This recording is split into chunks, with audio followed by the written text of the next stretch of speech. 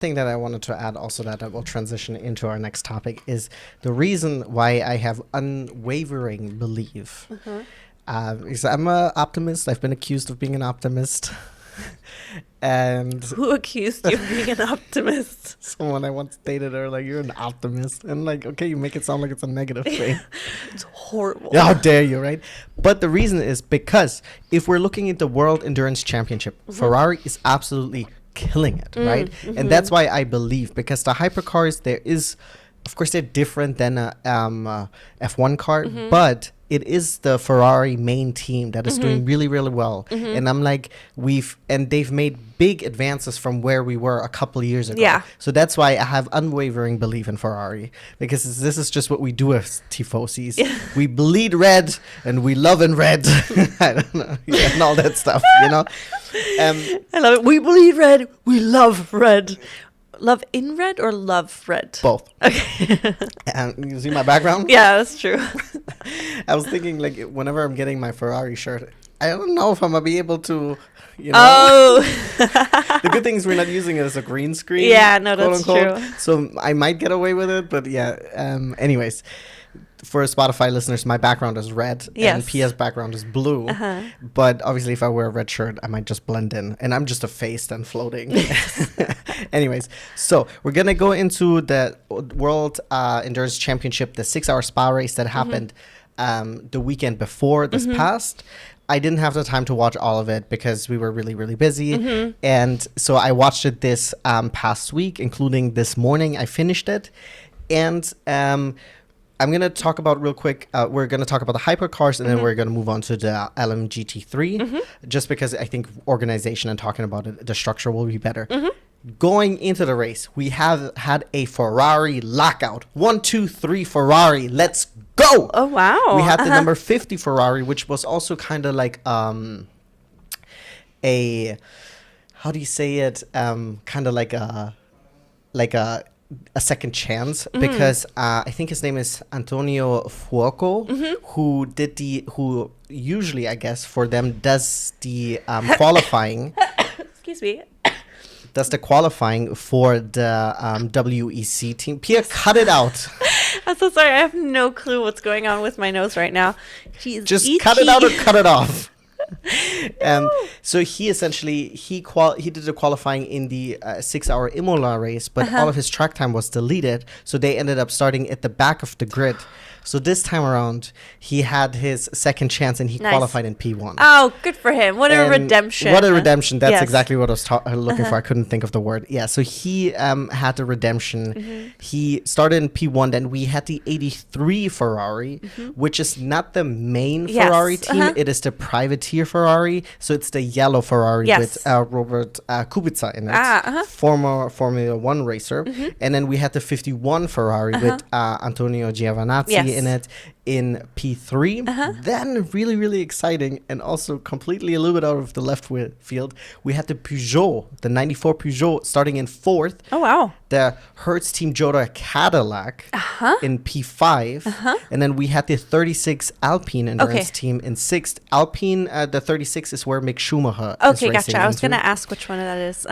Then I will say really bad qualifying for the Toyotas. They had no pace in qualifying. They didn't even make it into the hyperpole. Ooh. So for anyone listening who's not aware, the top 10 during the qualifying session of the hypercar category as well as the LMGT3s go into the hypercar, which essentially will determine the top 10 grid. And they had no pace, were nowhere to be found. And in the number 8 Toyota is where my guy Sebastian Buemi is in, who did the absolute masterclass in defense in the Imola race. And then in the Toyota number 7 car is where Nick DeVries is racing. Which is also, just very quickly, so Buemi was racing at Spa, correct? Yes. So the weekend before that, he was racing Formula E and also winning Formula E in Monaco. Then he did the endurance race, 6-hour endurance race in Spa. Then this weekend he was in Tokyo for the Formula E race. And I think the weekend before he won in Monaco? No, Monaco, I think, was it a week or 2 weeks before he did the Imola race? Yeah. Because there was not that much time difference. So, crazy guy. He's a busy guy. He's a busy guy. He's like, hey, I'm not racing here, I'm racing there. Yeah. If I'm not winning here, I'm winning there. He didn't win in spoiler. In Imola. Yes, but he did really well. So then going into the race for the hypercars.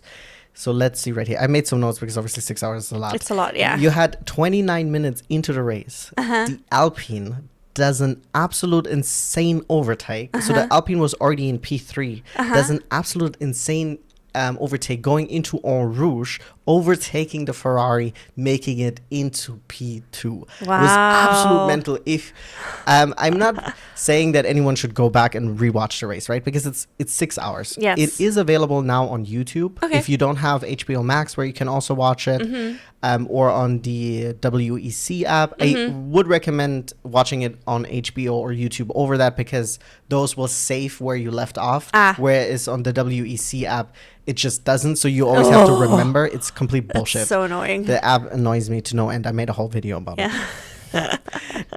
But yeah, absolute mental overtake. But watch the highlight video. I'm sure it's in there. Going through En Rouge, and you have to keep in mind, right? En Rouge is, if you're insane, right? It's deadly, unfortunately. It's a chicane that is going uphill, and it's blind, so you don't see what's up on top of at the end of the chicane. And then the insane part is that the hypercars, I cannot speak for the GT3 cars. I think the GT3 cars too, but the hypercars even more so. They take that flat out in qualifying. Yeah.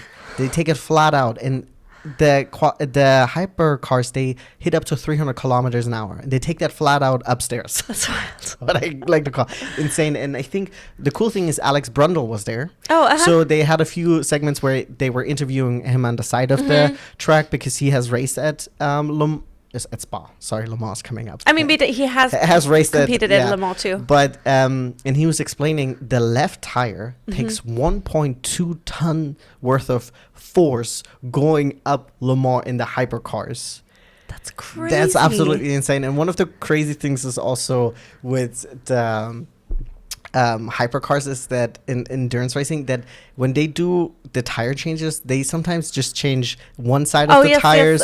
Or in this race, I've seen where someone changed the front right and the back left. I don't know why. Don't ask me. I don't know what the logic behind that is. I mean, it probably makes sense in terms of... For the team, it might have made sense. But yeah, it was... It must make sense, because that would be silly if they're just like, well, let's just try this.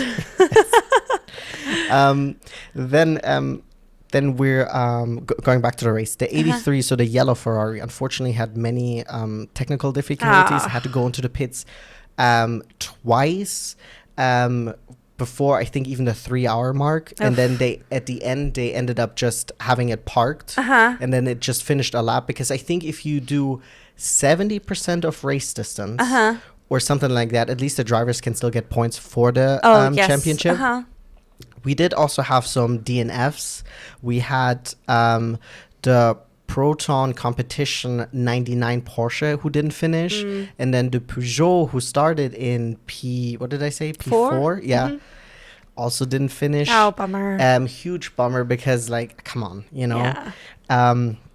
We had, of course, per usual, WEC, we had a bunch of like safety cars that ended up, first you have the full course yellow that goes to the virtual safety car that is 80 kilometers an hour for everyone. And then it goes into the safety car. And during the virtual safety car, pit lane stays open. After the safety car comes out, pit lane is closing. So that means it gives people time to... like refuel or top off. And what I also thought was really interesting, because I know that there's complaints about like the virtual safety car and all the time that it's taking, and that sometimes it also neutralizes the race. But apparently, I guess from the way I'm understanding it, is that race direction is like, essentially, we don't want people to be able to like just benefit from the virtual safety car because they're in the right place and that's how they're winning something. We want the race to be fought out on the track. So that's sometimes also the reason why like they're either like closing the pit lane or something like that, which I kind of like it, because this is a 6 hour race, so let them do the racing on track. If in Formula One, I kind of get it. Like, you know, it's a much shorter race. Yeah. So I actually kind of like the sentiment of that. Okay. I have to think about it more. I have to... observe it in action maybe more. Maybe I'll form more of an opinion during Le Mans, but I'm uncertain about it at this moment. In Le Mans it will be different because in Le Mans you have 3 categories that are racing, because you have the hypercars, the LMP2 cars, and the GT3 cars. So then you have also 3 safety cars that come out. Yes, that's and you have the whole thing. So it's a little bit different there, but I know that sometimes it can be a little bit annoying. But especially if you're rewatching it, you can kind of just skip through it. Yeah. But I kind of like the idea of forcing drivers to battle it out on track. Yeah. Oh, 100%. You know, compared to everything else. Yes. Then there was also the 81. Oh no, this is the GT3 car. Never mind. So it was really, really interesting. So the hypercars really stayed competitive until the very last lap. Oh, nice. We had the Alpine battling at some point also for P1. And really... And that's the Alpine of Mick? Yes. Okay, nice. The other Alpine wasn't as much in contention for winning it. But yeah, the 36 Alpine, absolutely crazy. And sometimes also it can be a little bit difficult for a viewer to understand, because you could have 50 minutes to go, but people already, you know, they're still having to go into the pits. Some people don't, you know, because I think they're saying... a hypercar on Spa, on the Spa track, can do 25 laps on it, which is about 40 minutes, and then they have to go into the pits. Gotcha. Because for fuel. Because they have the energy reserve, which can help you a little bit with the fuel, but usually you have to make it. And then at the end, it was kind of like you had the 51 Ferrari that started in third, was out front, and it was like, okay, listen, we have like 10 minutes to go, but you have like 8% fuel left. Oh, God. Right? But honestly, Ferrari nailed the strategy, and they went into the pit, topped it off, right? And because the strategy is, in that point, is that we're going to go out as long as we can, because we're racing, quote unquote, in clean air, right? We have a big gap to the cars behind us, right?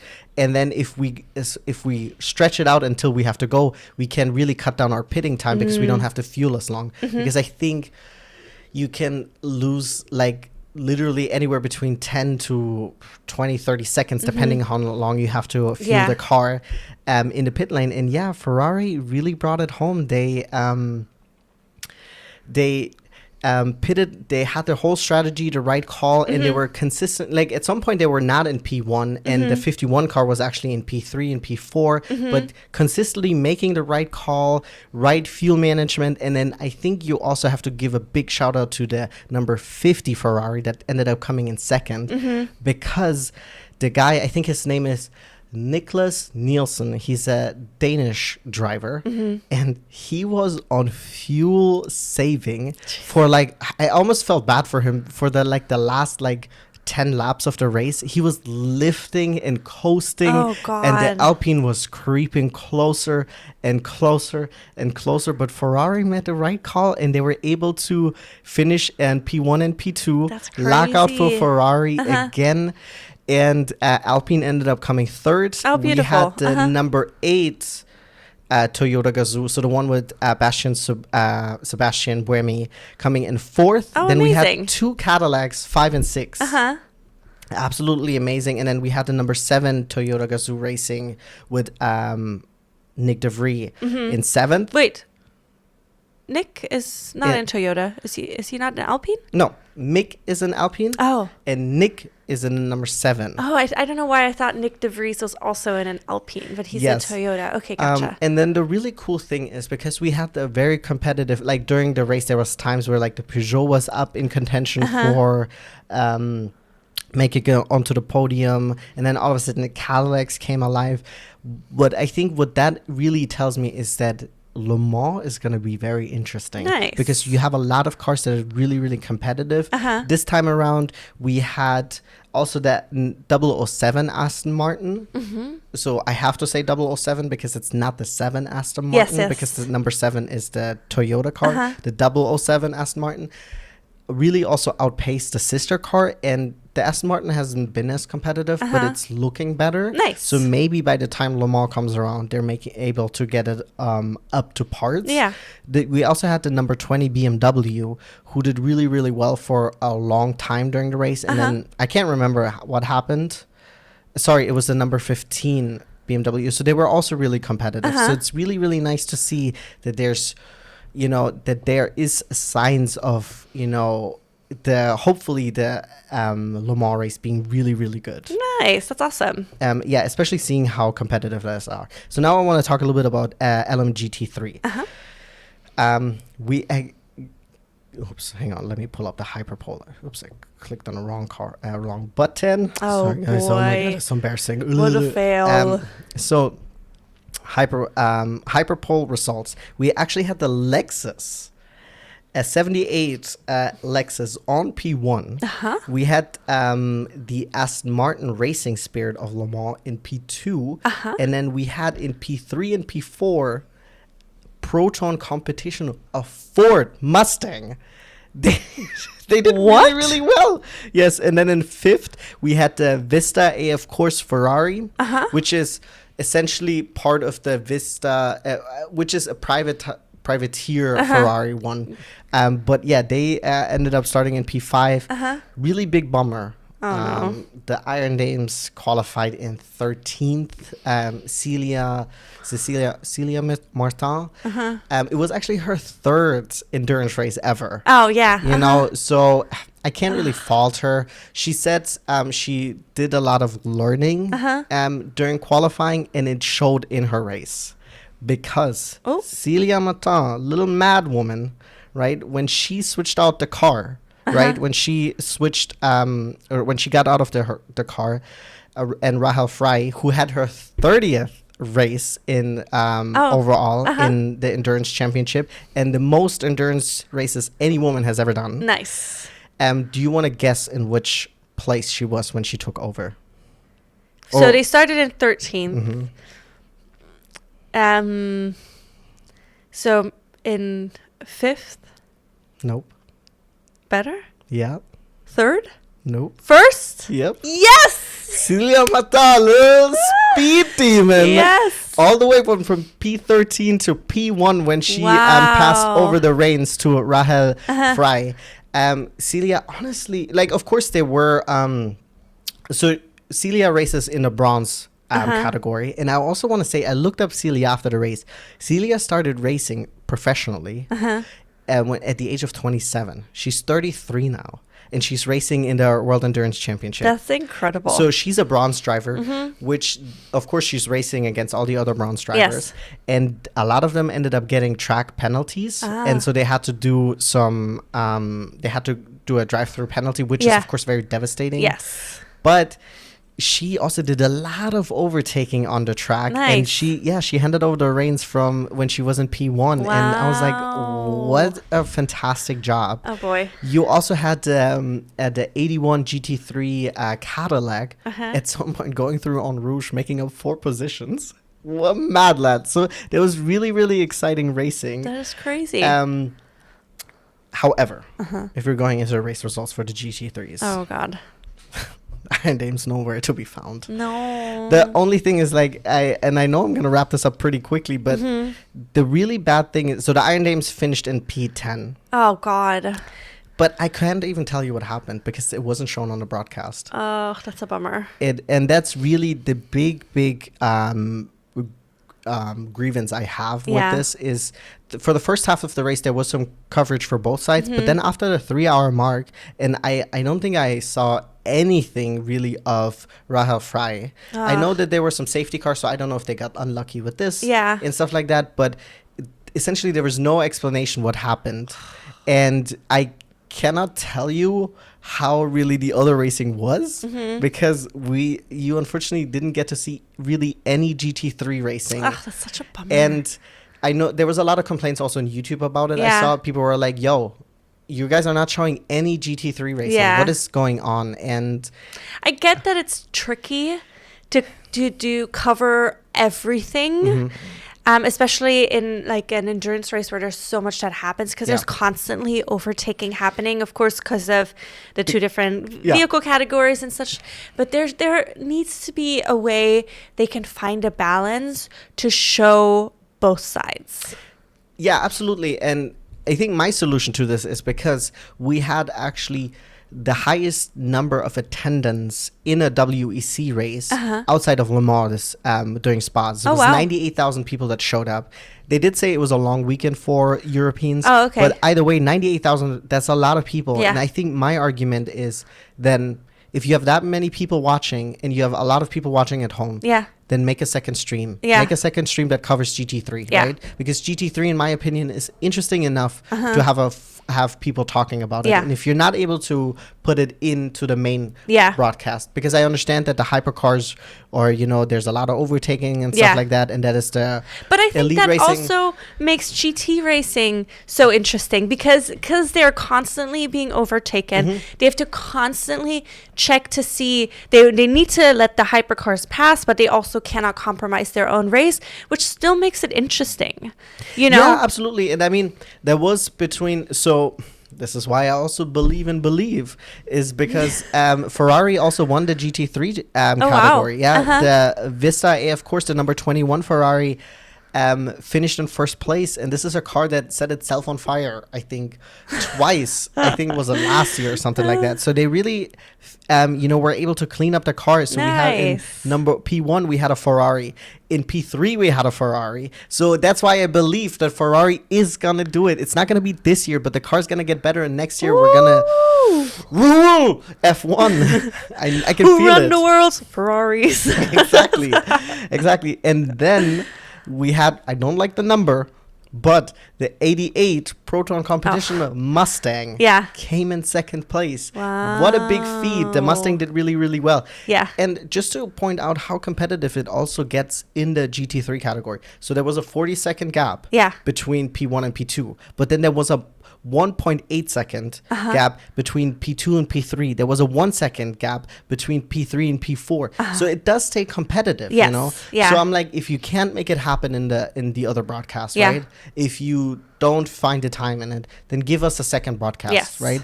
Then especially during Le Mans, if you can then have on the second broadcast, you can have the LMP2s and the GT3s. I know this is not going to happen this year, but I think you need to, because you're just missing out on so much, and especially people who are fans of of watching those quote unquote road cars, right, race. I'm a big fan of the GT3 series, and I just hate that we don't get enough coverage of it. It's a huge bummer, and it's my biggest grievance aside the app that they created.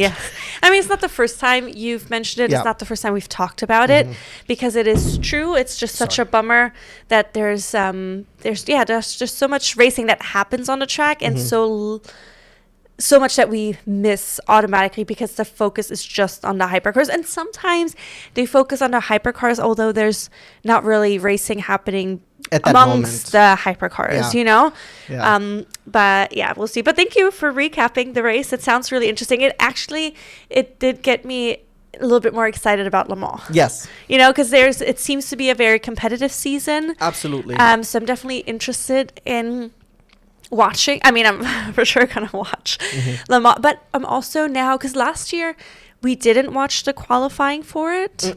So this year I'm like, oh, maybe I should watch the qualifying for it, just so I have an even better understanding. Because now that we've watched a lot more endurance racing, especially you have watched a lot more endurance racing, we're a lot more familiar with a lot of the riders, drivers, a lot of the teams. So it's and it's also, you have a lot of people also racing that people are familiar with, right? Yes. We have one of Ruben Barrichello's sons is racing in the GT3 series, right? Yeah. He's in Aston Martin. Then we have one of the Fittipaldi family members racing there, right? We have, in the hypercars, we have so many former Formula One racers, right? We have Kubica, Giovinazzi, there's Kobayashi, all these people, right? From different generations too. Yeah, we have Valentino Rossi racing in a BMW in the number 46 car. In the GT3 category. In the GT3 category. They ended up coming ninth. They were not as competitive as in Imola. But I am still quite hopeful. Also with the Iron Dames, once again, I don't know exactly what happened, why they ended up coming in 10th. But Celia also said something like she learned something really valuable during qualifying. She didn't say what, which I think is fair, right? Yeah. But she also said like she leaned on the Porsche. The Porsche is super good when it comes to tire degradation. And I think you can also see it in other GT3 races that the Porsche does really good with that. Oh, nice. So I am very excited. I am hopeful because I think once again the GT3 series, we had a bunch of different winners now. We have all of a sudden we have a Ford Mustang being competitive, right? We have the Ferrari being competitive, the Porsche, the Lexus. So I think Le Mans this year will be really awesome. Yeah. And the cool thing is, of course, going into the Le Mans race, everybody is equal again because you have to qualify again. That will determine the starting grid, and then it's 24 hours, and a lot can happen in 24 hours, depending also what weather we'll have. Yeah, and there will be more cars on the grid because you also have a lot of cars now that will be racing. Of course, you have the whole LMP2s, but then you have a lot of privateer GT3s that usually don't participate in the whole of WEC. They only race during the Le Mans race. So last year we had, was it Michael Fassbender that raced last year? Oh, yes. Or was it the year before that? I don't know, but he had previously raced competed. Twice. And then also there's also teams from like the Asian Le Mans series that qualify for it. We'll probably see D-Station Racing and stuff like that. So it's going to be interesting. I'm very, very excited about it. Do you have anything else to share about it? About the 6-hour race? Yes. Honestly, I made a bunch of notes, but now I'm like, I went all over with it. So I think that's fine. Okay. I want to say I'm very excited for it. I highly recommend that people at least go in and watch the highlights because I think they're worth it. And what I've seen actually, and what I like about the WEC is that now during the endurance races, they will release, while the race is going, they will release hourly updates on YouTube already. So let's say you missed the first 2 hours, you can watch the highlights and then tune in. They also do it during the race. They're like, oh, this was highlights of hour 1 or 2 or whatever. But now I saw that as the race was happening, they were uploading these videos, highlights. That's great. And I think that's really awesome. I really like that, because it's 6 hours. It's a huge commitment.